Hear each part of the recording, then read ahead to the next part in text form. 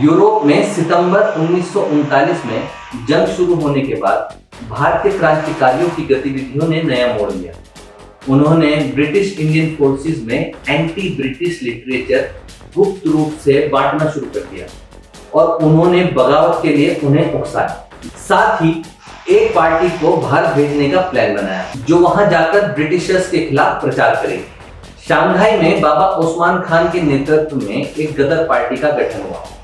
इस पार्टी ने गदर नाम का एक अखबार छापा जो चीन, जापान, जावा, सुमात्रा, इंडोनेशिया, बर्मा, मलया और भारत तक फैल गया। जब शंघाई पर जापानियों का कब्जा हुआ तो बाबा ओस्मान ने जापानी नेवी के साथ मिलकर कुछ लोगों को थाईलैंड के रास्ते भारत भेजा और कुछ जवानों को मलया।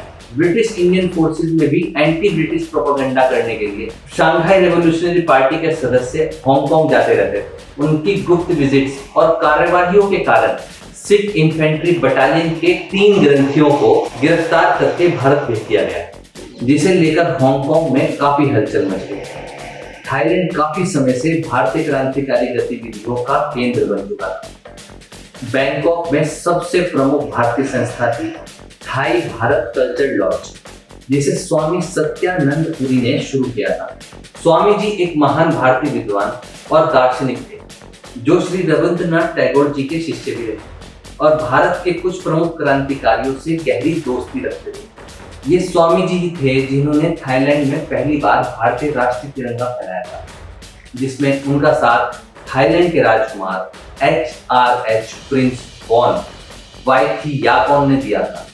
थाईलैंड के भारतीयों में स्वामी जी का प्रभाव काफी ज्यादा था और जापानीज वॉर के तुरंत बाद उन्होंने बैंकॉक में इंडियन नेशनल काउंसिल का गठन किया था और भारत के स्वतंत्रता के लिए काम शुरू किया। बैंकॉक में एक और क्रांतिकारी थे, बाबा अमर सिंह, जो प्रेम भक्ति और बलिदान का प्रतीक थे। उन्हें पंडित सोहन लाल और देश सेवक सरदार बुद्ध सिंह के साथ गिरफ्तार किया गया। उन्हें लगभग 22 साल जेल में रखा गया। फिर 1927 में कुछ समय के लिए उन्हें रंगून जेल में भी रखा, जहां उनकी मुलाकात सुभाष चंद्र बोस जी से।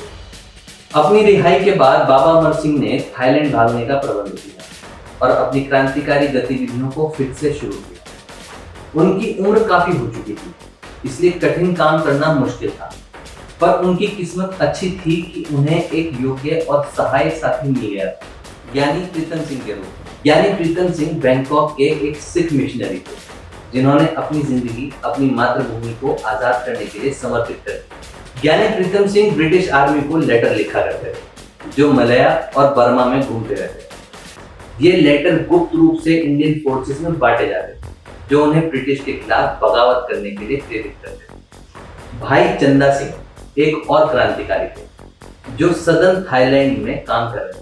सिंपल आदमी, दिल के अच्छे और गरीब, बेसहारा और अनाथ बच्चों के लिए एक आश्रय का स्रोत। इंपीरियलिज्म और कैपिटलिज्म के सख्त विरोधी। भाई चंदा सिंह को अमीरों से लूटकर गरीबों को खिलाने के लिए जाना जाता था।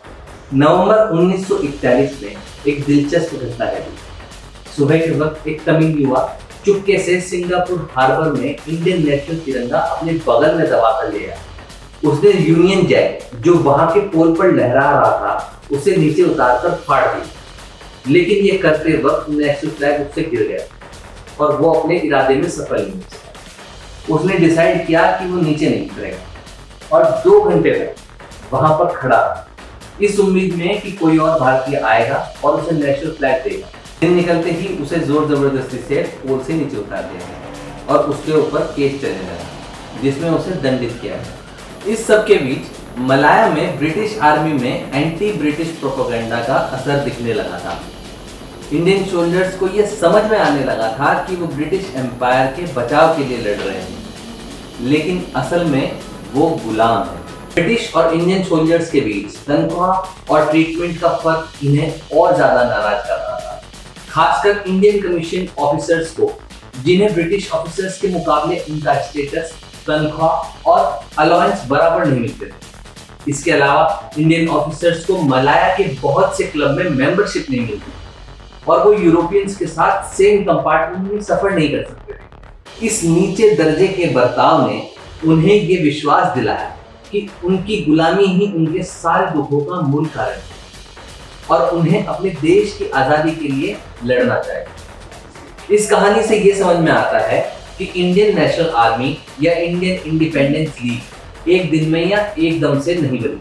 इसके पहले से ही इसके लिए भारतीय क्रांतिकारी अपने कदम जमा रहे थे और युद्ध के लिए जमीन तैयार कर रहे थे ताकि आजादी की लड़ाई शुरू कर सके। ईस्ट एशिया वॉर ने उन्हें वो मौका दिया जिसका इंतजार वो लंबे समय से कर रहे थे। जो स्टेज सेट की गई उसका credit in pioneers Shri Rasbihari Bose, Swami Satyananda Puri ji, Gyani Pritam Singh ji और उनके साथियों को जाता है। इनका असरदार योगदान और बलिदान सबसे पहले ये जमीन बनाने में गया और हर भारतीय को इन पहली कुर्बानी देने वालों का एहसानमंद रहना चाहिए।